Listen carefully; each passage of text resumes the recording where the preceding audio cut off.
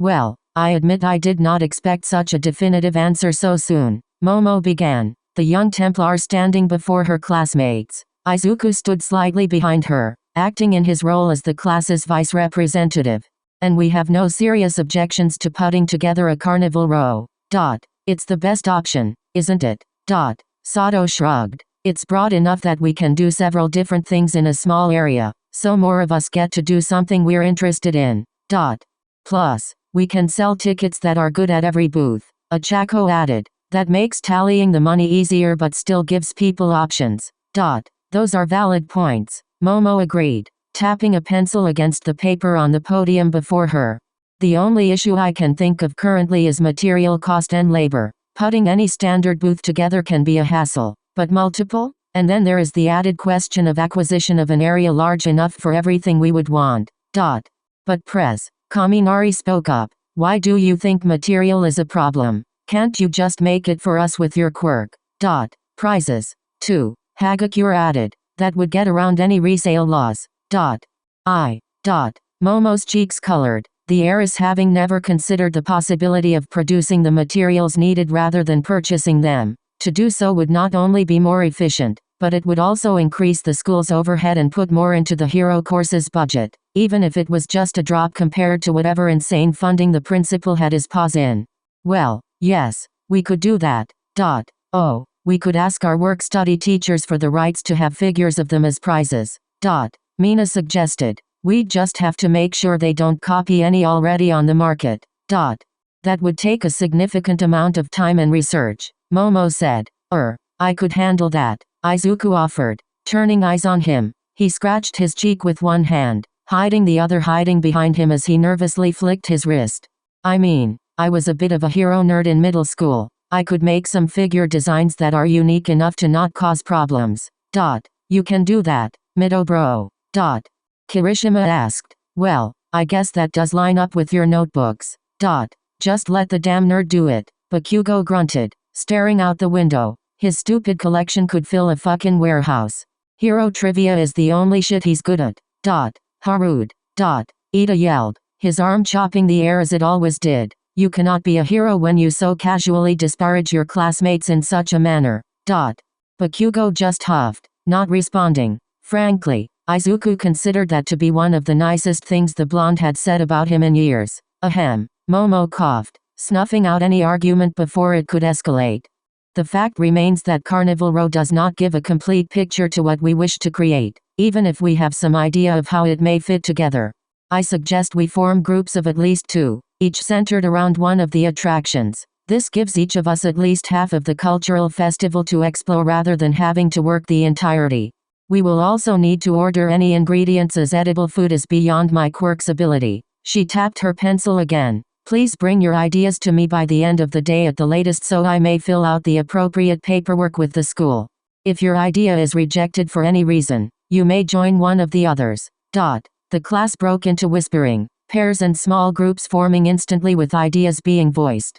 You know we'll need to have a group, too, Izuku pointed out, Momo turning to him. Have you a suggestion? The Verta tilted his head, considering several ideas. What about a target gallery? Dottie tried. You know, like with the paper button guns? Either the more targets you hit in the time or the smaller target, the higher the shelf you pick a prize from?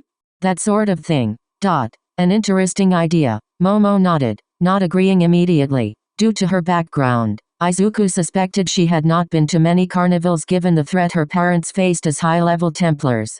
They're very popular, he pressed, especially among little kids and couples, depending on the prizes. I suspect Sato's going to make a Katanuki stand since it involves cookies, and he might rope Shoto into helping with his fire. Achako may take part in a sweets booth with mochi and the like, and I can see Tsu helping to set up a goldfish or super ball scooping tank. I'm not sure about Jiro or Kaminer. That's perfect. Dottie heard Ashido yell. We should totally put Bakugo in a dunking booth. Like hell you will. Said Blonde shot back. Shut up. Aizawa moaned, rolling over in his sleeping bag. Eri, or possibly EMI, must have been keeping him up at night. That or he had missions or hero work Izuku was unaware of. I'm trying to sleep. What's wrong, Bakugo? Ashigo goaded. Quieter. Scared of a little water? What? You don't know how to swim. I can swim just fine. Raccoon eyes. The explosive boy growled. Maybe Katsuki is afraid his girlfriend will see, Pony suggested with a smirk. The mouse and I aren't dating and I'm not afraid of shit. If we do a dunking booth, Izuku interrupted, it would only be fair if everyone took a turn inside it. We'll also need someone managing the ticket booth at all times. 2. The festival will last 12 hours, and that doesn't divide evenly with 20 of us, so some people will have to take double shifts. Bakugo won't take a double in the tank, Ashido stage whispered. He's chicken. Give me a fucking hour in the damn tank, the blonde hissed. I'm not scared of anything. We can work out schedules at a later date, Momo interrupted. Homeroom will finish soon, so come find me during lunch or before you leave the school with your ideas and group numbers. She smiled. Let's make this a festival to remember. Izuku sighed. The boy dressed in his apprentice robes as he eyed a fancy apartment building across the street. The Kage no Kazobiru, the Golden Hyries, was a small but popular chain of apartments catering to the needs of youth of generational wealth. A series of buildings across Japan for the near adults who wanted to gain some experience away from their rich parents but didn't have the guts to attempt to slum it up in an actual apartment away from housekeeping and laundry services. From the search Izuku did into it, the company that ran the apartments looked the other way on a lot of stuff as long as it wasn't permanently damaging to anyone involved, such as drink and minor drugs, but they weren't Templar in origin or funding outside maybe a few tenants. This information flowed through Izuku's head, but it was not his focus. It was Wednesday night, possibly Thursday morning given the closeness of the midnight hour, and he knew he would be tired in school the next day. He had chosen now to enact his second murder as the Prisadag killer because being in school the next day would serve to give him an alibi should he need it, however unlikely that may be. Given the frequency of the Kage no Kazobiru's housekeeping, it would not be long before Akina Yashin's body would be found the next morning. He had contacted Master Usagi Ayama to meet him here, requiring her oversight for this mission, as he'd sworn to do, on the off chance something went horribly wrong. He highly doubted that would be the case considering the painful lesson from the last mission, but he was still not authorized to act on his own in any capacity, hero, assassin, or otherwise. You're not paying attention, Runt. Izuku spun, his hidden blade shooting out on reflex toward the person standing behind him. Master Usagi Ayama barely reacted, her hand grabbing his wrist before his blade could get anywhere close to her neck. She raised an eyebrow, Izuku pulling his arm back. I was thinking about my infiltration route, he lied. Plus, your stealth outranks my perception in every way, Master. Enough flattery will get you everywhere, the rabbit woman grinned, settling by the roof's railing beside the apprentice. Well, what's your plan, Runt? There are cameras that watch every entrance for the building, the verdict began, pointing to several. Most were positioned on power poles whose wires ran to the high-end apartments. That said, I don't plan to use any of those. My target Akina Yashin lives on the top floor in apartment 38. Rather than enter on the ground floor, I'll use the power lines to get to the building beside it and jump the gap. From there, I will climb down and enter through the window. I'll kill Yashin, leave behind the price tag, and exit the same way. She shouldn't be found until morning. Will any of the cameras be a problem? There is one that has a chance of seeing me. Izuku pointed to a camera mounted upon a power pole. That one just barely sees Yashin's window and might see me enter that way. It wouldn't be powerful enough to identify me, but I figure it would be better to disable it before moving forward. And how do you intend to do that? I'll pass it on my route and knock it loose enough for any investigation to initially suspect a bird flying into it. They don't seem able to move, so it won't be fixed until daylight, long after we're gone. Decent plan, Runt. Master Usagi Ayama nodded. Certainly better than your last one. Izuku almost hid the flinch at the reminder but didn't respond to the taunt. That the master assassin was here to oversee his self-proclaimed mission at all was a gift horse he was going to accept. Unnecessary verbal kicks and all. Well, the assassin prompted. It's damn late and both you and I need sleep to operate tomorrow, so get going. Yes, master. Izuku jumped over the edge of the roof, landing on the double power line connecting it to the grid. He followed it toward the other side of the street, thankful that a society of superheroes had conditioned the populace to not look up at every motion. Not that there were many people out near midnight in the middle of the week anyway. As promised, he paused beside the one camera that might see him, the boy turning to kick it back the direction he had come from. Its hinge creaked as the impact bent the metal, now pointing the camera toward the street.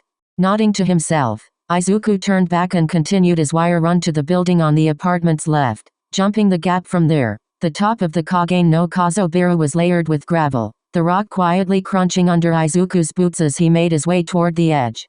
He activated his eagle vision and focused, coming up clear of any real guards or threats. Nodding again, he readjusted his mask, the cracked one from his last mission, and a disposable face mask as an added precaution. After his being identified so easily last time, he didn't want to take any chances moving forward. All right, Izuku muttered to himself, climbing over the ledge and lowering himself down. Just a controlled fall from the roof. No big deal. He let go, letting gravity pull him down even as his high-grip boots helped bleed away some of the speed with friction. Though the fall wasn't that far all things considered, it still caused his heart to pound until he caught the windowsill with his right hand. His fingers strained, the apprentice pulling himself over to grab on with his other hand before his fingers could slip. Unlike some adult members of the Brotherhood, Izuku could not hold that position indefinitely, the boy quickly checking to see if the window was unlocked.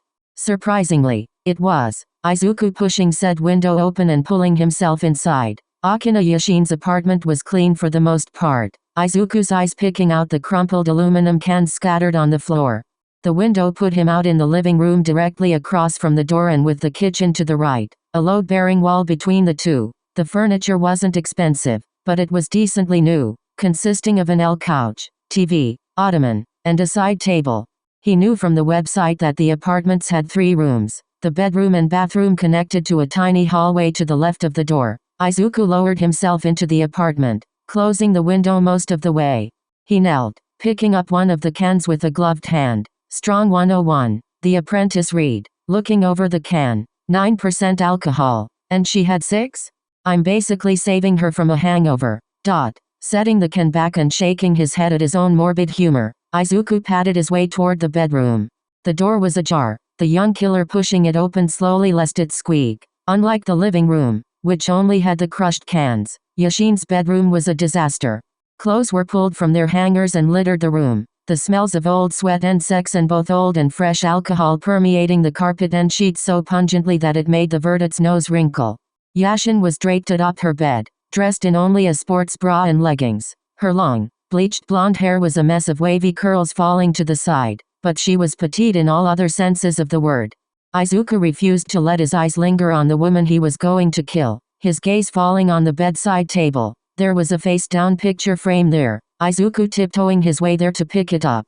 Inside was what looked like a graduating class photo, but all the participants were dressed in the uniform of a business. The glass was shattered and a red X had been marked over one of the faces. You must have really hated Ms. Yua, Izuku whispered. He reached down, finding the longest piece of the picture frame's glass, a stretch with one corner from the top center and another from the rectangle's bottom right. Sure, he could use his hidden blade, but something felt more poetic about finding something connected to the victims in this act. A part of him wondered if he should be worried that he'd grown so used to killing that he now considered the nuances of serial killer optics. But at the same time the hidden blade had the chance of being tied back to the Brotherhood by Templars since it was so standard. Using something from the location, like the letter opener from Joshi's desk, carried less risk of connection, and the larger and more sensational these murders were, the more likely the others on the list were to turn themselves in before he'd have to come for them. His mind set, the student carefully rolled Yashin onto her back. She was pretty, now that he got a full look at her face, but that didn't excuse her actions or the torment Okane Yua went through because of her. With Yashin in position, Izuku placed a photo of Yua. She wasn't missing long enough to have a poster, so he used a still frame from her news interview, with an attached price tag of 154,750,000. He placed the photo on her chest and lined the shard of glass over her heart. With a grunt, he pressed down, pinning the photo to her skin and puncturing the heart. Yashin's baby blue eyes snapped open, but there was nothing she could do. Izuku covered her mouth with his hand, his eyes locking onto hers. You could not accept Yua's talents and paid to have her removed. This is the recompense for your envy and spite, Rex. He reconsidered.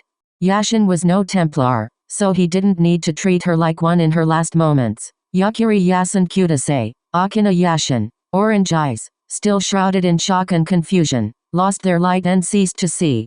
Izuku pulled back, leaving the photo and price tag pinned to the cooling corpse. I'm sorry for what you did, he told the body, closing her eyes. I'm sorry for what I did. The rich and the poor are alike, for death does not care. May your sins and crimes be forgiven with your life. Not wanting to stay longer at the scene than necessary, Izuku quickly backtracked to the window where he opened it, climbed out, and pulled it shut again. He climbed, followed the wires, and came to a stop before Master Usagi Ayama. Akina Yashin is dead, he reported. Thank you for facilitating my selfish request. At least you recognize it, she replied. If nothing else, it's a good test of your skills. Now, let's drop our stuff and get to our beds. God knows I'm ready to hibernate.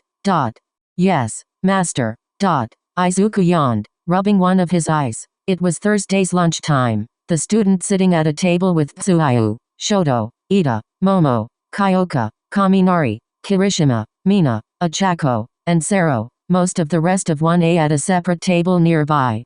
Bakugo was the sole exception. He had started sitting with 1B. At first, it was to waylay Yui Kode's silent demands, but now it was mostly to piss off Monoma, much to the amusement of Bakugo and a few of the 1B students. Are you okay, Izuku? Momo questioned, the Verta turning to her. You were quiet this morning and are yawning now. I'm fine, the boy waved off. I just didn't sleep very well last night. Mom bought some discounted ingredients at the market and I think they might have been just a little past their date. Yet you are here and managed to answer every question our teachers posed this morning, Ida said. As expected of our class's vice representative, your dedication to your schooling honors our august institution. Yeah, thanks. Izuku yawned again, one of his hands shooting forward to smack Tsuyu's tongue where it was inching toward his pudding cup. The frog girl pulled back, her eyes narrowing. Not today. Tsu. Asu. Shoto began. You can call me Tsu, Ribbit. Tsu, the dual-colored teen amended. Why do you regularly attempt theft of Izuku's pudding? 'Cause she likes him, Mina sang. Because it's fun, the verdette replied, ignoring their pink-skinned classmate. It started off as a prank, but now it's sort of a game between us, Ribbit. Shoto hummed. He reached over, grabbing Kirishima's pudding cup from his tray. Wah, hey. The horned boy protested. You did not stop me. I believe this is the part where I say, too slow. Yeah, well. Kirishima reached over, snagging Shoto's in return. How about that? Shoto blinked. This is an acceptable outcome. A short ring rung from Mina's pocket, the girl reaching for her phone instantly. Ashido. Ida said. School code mandates all phones should be silenced or turned off during school hours. There's another one. Izuku heard her mutter under her breath. He wasn't going to say anything, a combination of not being sure what she meant and not really wanting subject of his illicit activities discussed if that was it. But Kirishima was beside her, asking the question for the rest of the group. What is it, Mina? There was another murder, the acid user answered, tilting her phone toward her paramour. This businesswoman was found dead, a photo with a price tag pinned to her body with the murder weapon. Is that in reference to the so-called Prisidag killer? Momo asked. Price tag. Tsuyu echoed. I don't get it, Ribbit. You didn't see the big news the first time. Mina blinked. It was all over. This corrupt police chief's house was burned down. The body of a missing woman found outside with her own missing persons poster and a price tag pinned to the ground with the murder weapon used on the chief. Oh, I saw that story, Sero added. Wasn't there a note, too? Something from the guy that did it. A message. Yeah, Kaminari agreed. I don't remember what it said, though. To think someone would lose such faith in our legal. Ida began. Found it. Mina called, interrupting the legacy student. She turned her phone around to show everyone the message the Prisidag killer had carved into the earth. I failed to save you, she recited from her short-term memory. May your family and students forgive me. I will not fail again. Then whoever the killer is warned that there would be more deaths, Kaminari commented, shivering. How can people do such a thing? I mean, that police chief wasn't a good guy, Kirishima muttered. Kirishima. Ida chastised. He was in charge of the investigation into his own crime if I remember right, Sero added. Sero, what do we know about the latest one? Shoto asked. Todoroki, all of you. A woman just died. And it's unfortunate. Momo agreed. That does not mean we should not discuss it. It is necessary to understand wrongdoers' motives to fix the societal problems that cause them. The world can be a bleak place. Ribbit. Tsuyu nodded. Avoiding such topics doesn't change the facts. So. Izuku prompted. He didn't want to talk about this topic, but not taking part in the conversation would be more suspicious, so he swallowed his nerves. On the other side of the table, Kyoka hid her widening eyes behind her bangs as she heard Izuku's heart rate spike. What's the article say? The woman's name was Akina Yashin. Mina began scanning through the article. The woman in the picture is Akane Yua, who was the woman interviewed after the Heartseed slaughter. Yashin and Yua worked for the same company owned by Yashin's grandfather.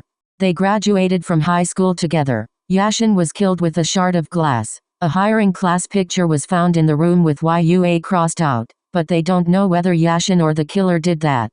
Yashin had been formally cleared by the police, but they are now going through her finance records in an attempt to confirm the price tag.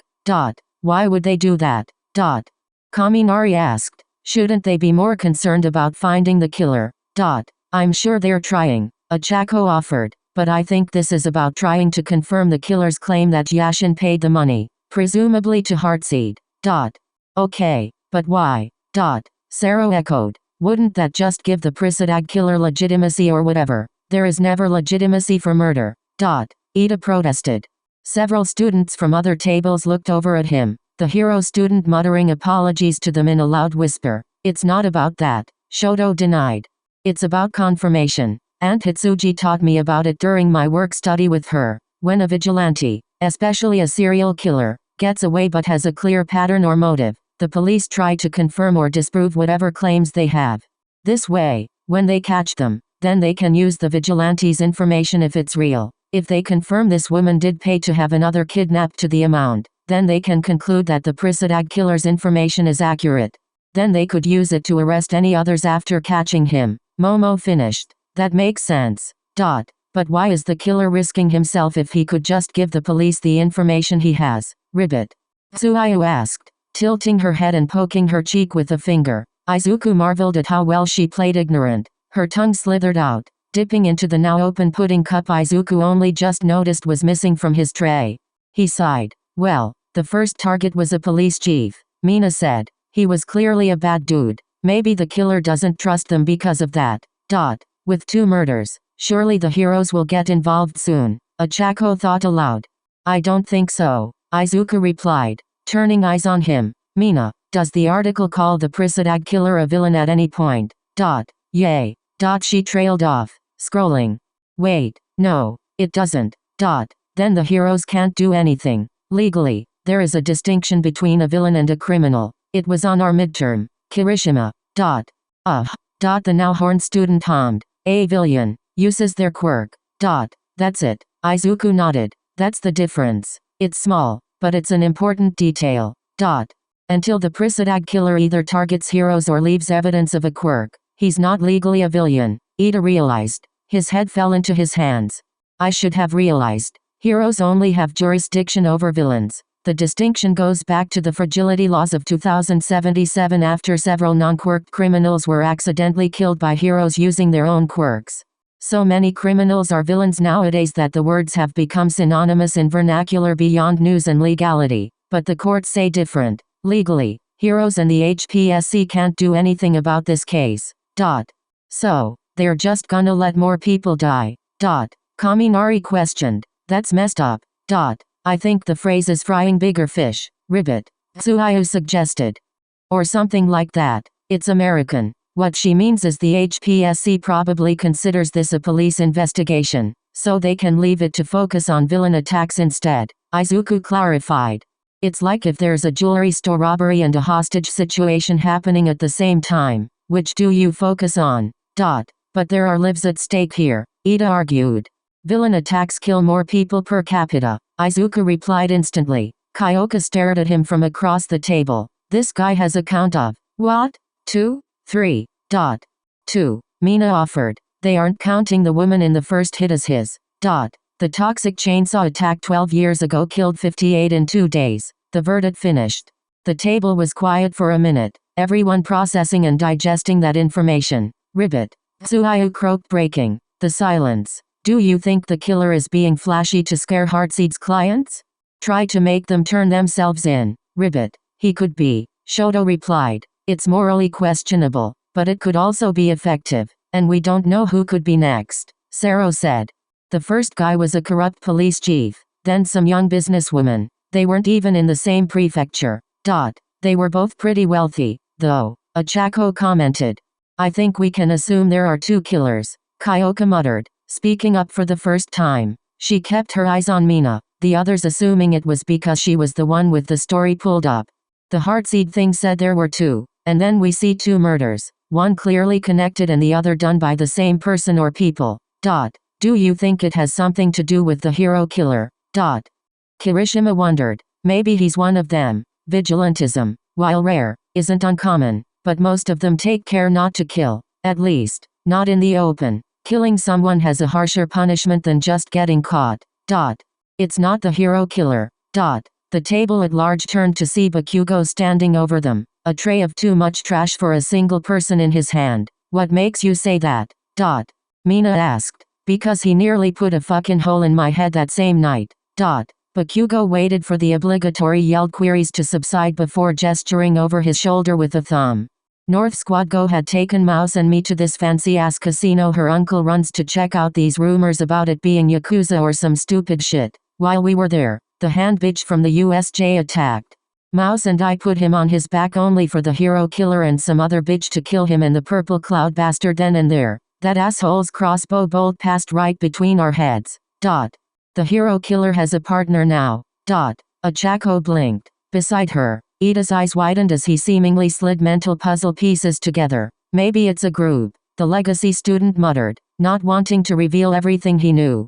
Not in such a public setting at least. He knew it was a group, but this was his chance to warn others. Even then, Erjit's warning echoed in his head. This war could be far bigger than you think. It's possible you already know people on both sides. Maybe the hero killer has trained others for his own purposes. Then wouldn't they be going after heroes, too? Sarah wondered. Thinking about it here isn't going to do shit. Bakugo grunted. You wanna do something? Get stronger. He turned, walking away. Well, if the hero killer is connected, then there are at least 3, Momo commented, a hand on her chin as she thought. No, these are separate things. Izuku denied. Didn't YUA's interview say a woman was in charge of the Heartseed slaughter? Maybe the hero killer has a lover. Kaminari shrugged only for Kyoka to jab him in the side with her elbow. The bell for the end of lunch rang above them, prompting several of the 1A students around the table to start shoveling their unfinished food into their mouths. Either way, it shouldn't affect us, Sero said through a mouthful of food, long as none of us dealt with Heartseed or caught the attention of the hero killer. Izuku breathed a silent sigh of relief until his eyes met Kyoka's. His heart thundered as he understood their situation with a single glance. Somehow, someway, she knew. So this is the secret government safe house you mentioned. Gentle Criminal said at a whisper as Compress had suggested they do, the man studying the plain brick and sparse decoration.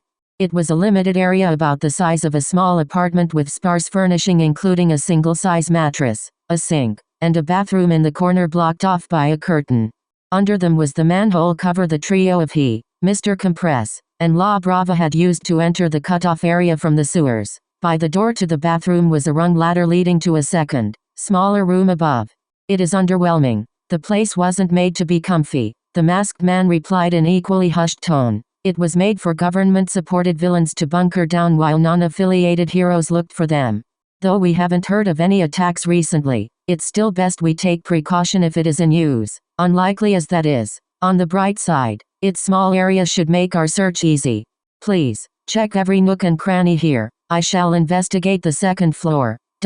You did say you didn't want to be on camera, so I suppose it is best we split up so we can get some footage. Gentle agreed. He nodded to Compress, missing the way La Brava studied the area with a pinched expression. She balled her hands. holding them up and pressing them against her chest in an attempt to get them to stop shaking. Happy hunting. Compress headed to the ladder, taking its rungs two at a time. La Brava watched him go, scowling. Come now, my dear, Gentle said, kneeling before the redhead. I know you aren't his biggest fan, but there's no need to mar your pretty face with such a sour expression. I know, but. La Brava stuttered. I just feel like there's a lot he's not telling us. Whatever it may be, I know we will pull through, the man promised. All for the goal of carving our names into the annals of history, making ourselves immortal to the minds of men. He smiled. Come, La Brava, let us start recording. Oh, of course, Gentle. Above them, Compress came to the narrow opening that was the only path into the upper room. His information was accurate. The man carefully poking his head into the room beyond. There was a man laying on the bed, his back to the opening. From what Compress could tell, he was an older gentleman with hair so gray it must have been its natural color in a small ponytail. He was lean and shirtless, exposing the rippling muscle along his back as well as the numerous scars from what appeared to be old puncture wounds. The man grunted, rolling onto his back to show that his elbows split, giving him 2 forearms and 2 hands on each arm for a total of 4. There was a chest sitting at the foot of the bed, but Compress was more concerned with the pair of knives sitting on the table nearby. Quietly as he could, he army crawled into the room, the muffled sounds of Gentle's web show intro drifting from the lower floor. The man in the bed grunted at the noise, starting to wake. Compress cursed silently, rolling forward as the 4-handed man began to open his eyes. He reached for the knives instantly, but Compress was already there, brushing them away with his cane while his free hand shot for the neck. He flowed forward with the momentum, shoving the shirtless man's back into the wall, fingers around his throat. His eyes were a tan yellow, almost like sand. Greetings and salutations, Tsunode, Compress said, squeezing the man's neck as his cane pounded into his sternum, disrupting his movements. The man's arms still tried to rise. I wouldn't recommend that, Compress warned, using his cane to slide his sleeve up, revealing the bracer hidden beneath. Tsunode froze. Who even? You may call me Mr. Compress. I know it's terribly rude to wake you in your safe house, but you have an appointment with a certain man who has a lot of questions for you. Mainly, where are the funds you rerouted? I'll never. He gasped before Compress tightened the chokehold. Yes, I didn't think so. Very well. A blue glow surrounded Tsunode, the man shrinking until he was contained in a blue marble in Mr. Compress' hand. He rolled it, flipping it into the air before catching it on the return and stashing it in his coat. The man apprehended. Compress moved to the table, finding a mostly finished report clearly written in code with no cipher key. He sighed. Why must they make everything difficult? Oh well.